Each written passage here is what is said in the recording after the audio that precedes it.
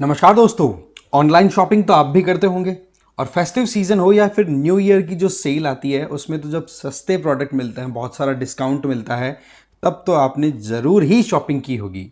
अब अगर क्या हो कि मैं ये कहूँ कि आपने जो प्रोडक्ट खरीदे हैं वो फर्जी हैं, वो नकली हैं, तो आपको कैसा लगेगा? यही चीज़ अभी BIS that means bureau of Indian standard के जो ऑफिशियल्स हैं उनके द्वारा पूरे देश में एक तरीके से पकड़ी जा रही है बहुत सारी चोरियां। आप देखोगे कि अमेजोन हो या फ्लिपकार्ट, उनके जो रिटेलर्स के वेयर हाउसेज होते हैं ना, जहां से पूरा पैकेज होकर के पूरे प्रोडक्ट आपके घर तक पहुंचते हैं, फिर आप या तो पेमेंट एडवांस में कर देते हैं या फिर कहते हैं ना कि कैश ऑन डिलीवरी वाला मैकेनिज्म आप फॉलो करते हुए पेमेंट करते हैं। बट आप देखते हो प्रोडक्ट को खोलते हो, उस पर आराम से ISI का मार्का लिखा हुआ है, मतलब अच्छे से आपको लगता है कि एकदम प्रॉपर है प्रोडक्ट। बट रियलिटी क्या है कि वो प्रोडक्ट आपको जितनी सर्विस देनी चाहिए उतनी सर्विस नहीं दे पाता, और ऐसे में फिर एक कंज्यूमर होने के नाते हमारे साथ हो जाती है एक बहुत बड़ी ठगी। और वो भी बिल्कुल कहते हैं ना कि क्लीन मैनर में।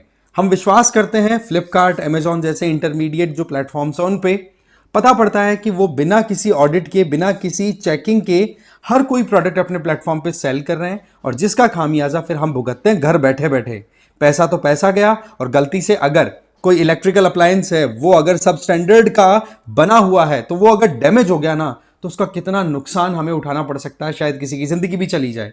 यहां पर आप देखोगे कि इलेक्ट्रिकल अप्लायंसेस से लेकर के फुटवियर से लेकर के बच्चों के डायपर्स तक सब में फर्जीवाड़ा देखा गया है। और ये जो चीज है ये बड़ी कंसर्निंग है। हो सकता है आप एकदम लाइटली ले रहे होंगे चीजों को, बट हो आप सोचिए कि आपने गीजर परचेज किया और वो गीजर सब स्टैंडर्ड क्वालिटी का था, और उस वजह से एकदम से उस गीजर के अंदर कोई अनहोनी ब्लास्ट हो गया और कोई नहा रहा है, क्या हो जाएगा अभी बाथरूम में, कितनी प्रॉब्लम हो सकती है। We can just imagine it, right. Electrical products हो, फुटवियर्स हो, हर जगह पूरे देश में ब्यूरो ऑफ इंडियन स्टैंडर्ड के द्वारा डिफरेंट रेड्स कंडक्ट की गई है, जिसका नतीजा यह है कि लाखों की वर्थ के प्रोडक्ट फर्जी मिले हैं, और ये इन प्लेटफॉर्म पे लगातार सेल हो रहे हैं। ये अपने आप में एक लगाम लगने वाली बात है। तो ये फर्जीवाड़ा पकड़ना एक बहुत ही बड़ी, एक कहते हैं ना कि कदम है इस पर्टिकुलर रेगुलेटर के द्वारा। पूरी डिटेल हम समझेंगे कहां पर क्या कितनी रेड मारी गई और कितना वर्थ का अमाउंट था और क्या प्रोडक्ट्स थे। बट आगे बढ़े उससे पहले मैं बता दूं कि एक तो आप मुझे फॉलो कर सकते हैं इस QR कोड को स्कैन करके टेलीग्राम पर, और दूसरा PWNLIS की तरफ से UPSC फाउंडेशन कोर्सेज रन कराए जा रहे हैं, जिसमें 2027 के जो भी स्टूडेंट, जो भी एस्पिरेंट्स इंग्लिश और हिंदी में तैयारी करना चाहते हैं वो संकल्प ज्वाइन कर सकते हैं। 2026 जिनका टारगेट है वो इंग्लिश वाले टाइटन ज्वाइन कर सकते हैं, और वो 2026 वाले इंग्लिश और हिंदी वाले प्रहार ज्वाइन कर सकते हैं। इनमें आपको देखो लाइव एंड रिकॉर्डेड क्लासेस तो मिलेंगी, इसका मतलब बढ़िया तरीका से आप फैकल्टीज के साथ लाइव इंटरेक्ट भी कर पाएंगे, साथ ही साथ रिकॉर्डेड कंटेंट भी मिल जाएगा। अगर कोई क्लास मिस हो तो आप आराम से अपनी कन्वीनियंस के अकॉर्डिंग पढ़ाई कर सकते हैं। इसमें आपको GS और CSET दोनों मिलेंगे। MCQs की डेली प्रैक्टिस है इसमें, और मेंस आंसर राइटिंग भी इसमें साथ दी जाएगी। साथ ही साथ GS बुक्स भी दी जाएंगी, जिससे कि आप सेल्फ स्टडी अच्छे से कर सकें। एडमिशन बिल्कुल ओपन है, डिटेल्स है वो डिस्क्रिप्शन बॉक्स में दी हुई है, रेट आप देख सकते हैं।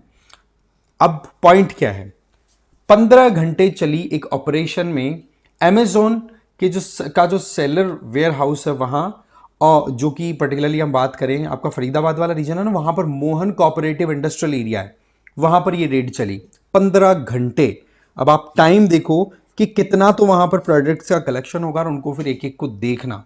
इसके अलावा इसमें मिला क्या, लगभग 3500 ऐसे प्रोडक्ट्स जो कि बिल्कुल सबस्टैंडर्ड थे और फर्जी ISI मार्का वहां पर लगा रखा था।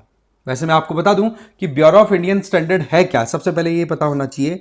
ये इंडियन गवर्नमेंट के द्वारा कॉन्स्टिट्यूटेड, या हम कहें हमारी पार्लियामेंट के द्वारा कॉन्स्टिट्यूटेड एक स्टैट्यूटरी बॉडी है।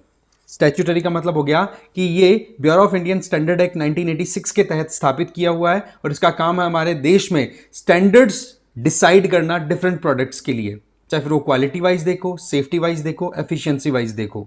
आपने जो ये इलेक्ट्रिकल अप्लायंस या कोई भी आप प्रोडक्ट यूज करते हैं उन पे ISI मार्का अगर आ रहा है तो BIS के द्वारा ही डिसाइडेड है। इसके लिए प्रॉपर सर्टिफिकेशन का प्रोसेस होता है, प्रोडक्ट क्वालिटी टेस्टिंग होती है, फिर उसके बाद में ये सर्टिफिकेशन इशू किया जाता है। बट हुआ क्या, कितनी ही रेड मारी गई, जिनमें नतीजा क्या निकल के आया है कि ये फर्जीवाड़ा बहुत ज्यादा स्केल पे चल रहा है। अच्छा, अमेजॉन ही नहीं, फ्लिपकार्ट में भी इस तरीके का देखा। फ्लिपकार्ट की एक सब्सिडियरी कंपनी है जिसका नाम है इंस्टाकार्ट, आपने रैपर्स पे देखा होगा जिसका नाम है इंस्टाकार्ट। उस इंस्टाकार्ट में भी लगभग आप देखो, ये अमेजोन वाली रेट थी ना, उसमें तो 3500 के लगभग अप्लायंसेस मिले थे, जिसमें गीजर, फूड मिक्सचर, फ्लास्क, ठीक है, 70 लाख की वर्थ के प्रोडक्ट थे वो। वहीं पर जो इंस्टाकार्ट वाली रेट पड़ी, वहां पर आप नोटिस करेंगे लगभग 590 पेयर्स जूतों के। अब आप सोचो कि आप 10,000 रुपए देकर के जूते परचेज कर रहे हो और ऐसे में आपको क्वालिटी मिल रही है बहुत घटिया, पता पड़ा 6 महीने में 10,000 का जूता टूट गया। ऐसा होता है बहुतों के साथ। क्यों होता है? वो सब स्टैंडर्ड आपके पास प्रोडक्ट पहुंचा दिए जाते हैं, दिखने में यूं लगता है ब्रांडेड है, पर ब्रांडेड का टैग लगा करके आपको बेच दिया जाता है। रही सही में फ्लिपकार्ट और अमेजोन जैसे प्लेटफॉर्म के ऊपर विश्वास, जो कि कहीं ना कहीं आपको अलाउ करता है कि ले लो यार, बढ़िया ही चीज आएगी। अब एक बार को तो देखने में चीज अच्छी लग रही है, पहनने में भी कंफर्टेबल लग रहा है, पर पैसा इन्वेस्ट हो गया, आपने अगर यूज कर लिया, फिर आप रिटर्न भी नहीं कर सकते हो, फिर वो जल्दी से आपका प्रोडक्ट जवाब दे दे, तो वो एक बहुत बड़ा धोखा है उपभोक्ताओं के साथ में। और आज के समय हमारे देश में कंज्यूमरिज्म किस हाइट तक जा रहा है, वो किसी से भी छुपा हुआ नहीं है। फ्लिपकार्ट की जो इंस्टाकार्ट के ऊपर रेट बढ़ी है, 6 लाख रुपए के जूते पकड़े गए। अब आप सोचो कि कितना ज्यादा फर्जीवाड़ा ये लोग फैला के बैठे हुए हैं। इसके अलावा दिल्ली गुड़गांव का तो हो ही गया, इसके अलावा फरीदाबाद, लखनऊ, ठीक है, श्री परदुम्बुर, साउथ में भी आप देखेंगे हमारे यहाँ पे चेन्नई में यहाँ पर अच्छे खासे रेट बढ़ी है, तमिलनाडु में इधर, वहां पर भी लाखों करोड़ों का मामला बड़ा घपले वाला देखने को मिल रहा है। फिर फ्लिपकार्ट से इनसे पूछा गया कि भाई तुम्हारा क्या कहना है कि ऐसे क्या हर कोई सेलर तुम्हारे यहाँ पे प्रोडक्ट सेल कर रहा है, तुम लोग चेक भी करते हो कि नहीं? भाई सीधी बात, अगर यहां पर हम फ्लिपकार्ट और अमेजोन का नाम ले रहे हैं तो ये डेफिनेटली इनके ऊपर धब्बा तो लगी गया ना, एक काला दाग लग गया भाई आपकी इमेज पे। आप क्या करते हो? यहां पर फिर इनके द्वारा कहा जाता है कि जी हमारे प्लेटफॉर्म पर जो भी प्रोडक्ट हम सेल होने देते हैं उनको हम प्रॉपर लिस्टिंग करवाते हैं। लिस्टिंग से पहले कहते हैं ना कि प्रॉपर ऑडिटिंग भी होती है, टेस्टिंग भी होती है, वो सारी चीज़ें कि हाँ भाई उनके पास में स्टैंडर्ड प्रोडक्ट है जो वो सेल कर रहे हैं, और जो बातें उन्होंने एनलिस्ट करी है, डिटेलिंग डाली है, वो मोरलेस सच है ना? तो पर फिर ये फर्जीवाड़ा क्यों हुआ? उसके बाद में कोई जवाब नहीं आया। सिमिलर मैनर में ये बताया गया है कि अगर कोई सेलर, आपको पता है ना कि ये ऑनलाइन प्लेटफॉर्म काम कैसे करते हैं, ये एग्जैक्टली यूँ मानो कि एक इंटरमीडिएट के फॉर्म में काम करते हैं। यहाँ पर छोटे छोटे सेलर्स को कनेक्ट किया जाता है और वो फिर इंटरमीडिएट पे आकर के और अपने प्रोडक्ट को एनलिस्ट कर देते हैं, और जो कंज्यूमर होता है वो अपनी खुद के मोबाइल फ़ोन या लैपटॉप या जो भी आपका डिवाइस है उस पर स्क्रॉल करके एप्लीकेशन ओपन करके देखते हो कि हाँ जी ये प्रोडक्ट इतनी रेट में मुझे इस सेलर से मिल रहा है, तो वहाँ से आप खरीद लेते हो। और बीच में ये जो इंटरमीडिएटरी का काम कर रहे हैं, इंटरमीडियरी का, है ना, ऑनलाइन ये सेलिंग प्लेटफॉर्म्स है, ये कमीशन काट लिया करते हैं। बट द पॉइंट इज कि यहाँ पर एक तो प्रोडक्ट की क्वालिटी आप घटिया दे रहे हो, और एक बहुत बड़ा लफड़ा क्या चल रहा है जिसके लिए इसने इंस्टीट्यूशन या फिर इन प्लेटफॉर्म्स के ऊपर सवाल भी उठते हैं कि भाई आप लोग अपनी खुद की कंपनी, खुद की प्लेटफॉर्म को बोलते हो इंटरमीडियरी प्लेटफॉर्म, है ना, बट आप अपनी खुद की सब्सिडियरी कंपनी ओपन करके अपने प्लेटफॉर्म पर अपना खुद का प्रोडक्ट बेचते हो, मतलब लूप होल निकालने की पूरी तैयारियां। अब यहां पर आप देखिए कि अगर प्रोडक्ट फर्जी बिक रहा है, ठीक है, फर्जी आईएसआई मार्के के साथ में, तब ये लोग बोल देंगे जी हम तो इंटरमीडियरी कंपनी है, जो सेलर है वो फर्जी प्रोडक्ट बेच रहा है तो हम क्या कर सकते हैं, राइट? और वहीं दूसरी तरफ ये अपना खुद का प्रोडक्ट सेल करते रहते हैं और उसमें इनके ऊपर सवाल उठ जाए तो फिर दूसरे जो रिटेलिंग सेलर्स हैं उनके ऊपर उनको लपेटे में ले लेते हैं कि भाई उनकी वजह से ये प्रॉब्लम हो रही है, हमारा कुछ लेना देना नहीं है, हम तो केवल एक प्लेटफॉर्म है। ये तो एग्जैक्टली वैसा ही हो गया कि कोई हेट स्पीच को प्रमोट करना चाहिए और सोशल मीडिया प्लेटफॉर्म्स की अकाउंटेबिलिटी ना हो, राइट? आपने देखा होगा किस तरीके सेफ हेवंस का कॉन्सेप्ट कितना हाईलाइट हुआ था रिसेंट टाइम में। सो द पॉइंट इज कि यहां पर इन कंपनियों की खुद की रिस्पॉन्सिबिलिटी बनती है कि आपके प्लेटफॉर्म पे अगर कोई सेल कर रहा है तो कंज्यूमर के साथ में ये लफड़े जो हो रहे हैं ना, इनको आपको रोकना बहुत ज़्यादा ज़रूरी है, राइट? प्रॉपर रेगुलेटरी मैकेनिज्म को आपको फॉलो करवाने की ज़रूरत है ना? दूसरी तरफ अगर देखें तो तमिलनाडु में भी 3,000 आइटम्स इस तरीके से सीज हुए हैं।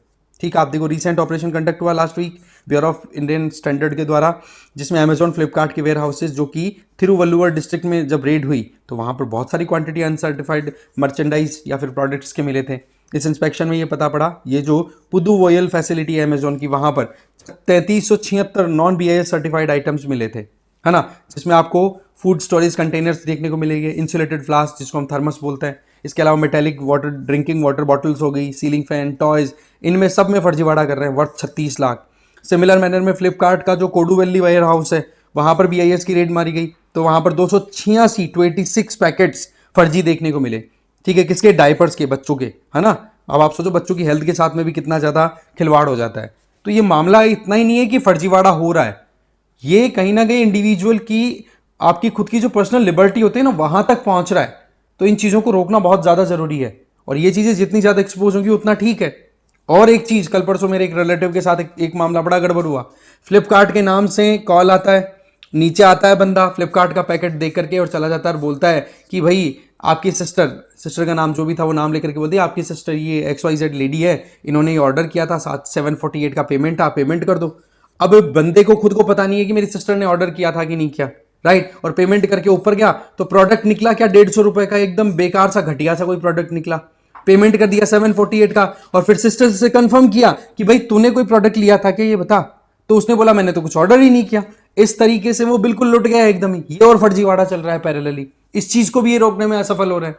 तो ये चीजें कहीं ना कहीं कंज्यूमरिज्म का जो एक हाइप चल रहा है हमारे देश में, उसके लूप होल्स हैं कि बोलो सब बिकता है, यहां पर सब बिकता है तो कुछ भी बना करके बेचो, और जो बिक रहा है उसके नाम पर आप कुछ और बेच दो या फिर वैसे पागल बना दो। दुनिया में इतने बिजी हो रहे हैं लोग कि क्वालिटी को तो छोड़ रहे हैं, बस क्वांटिटी में पागल होते चले जा रहे हैं। और उसी का नतीजा ये है कि नुकसान पे नुकसान होता चला जाता है। हम सोचते हैं कोई बात नहीं, आगे नहीं करेंगे। और रही सही में ये कंपनियां पूरा बेनिफिट उठा रही हैं, लगातार अपना खुद का प्लेटफॉर्म डेवलप कर ही लिया। तो ये कंटेन होना बहुत ज़्यादा ज़रूरी है। अदरवाइज कंज्यूमरिज्म के इस मेले में वाकई में बहुत ज़्यादा नुकसान हो रहा है, और लॉन्ग टर्म पता नहीं कितना और नुकसान हो सकता है।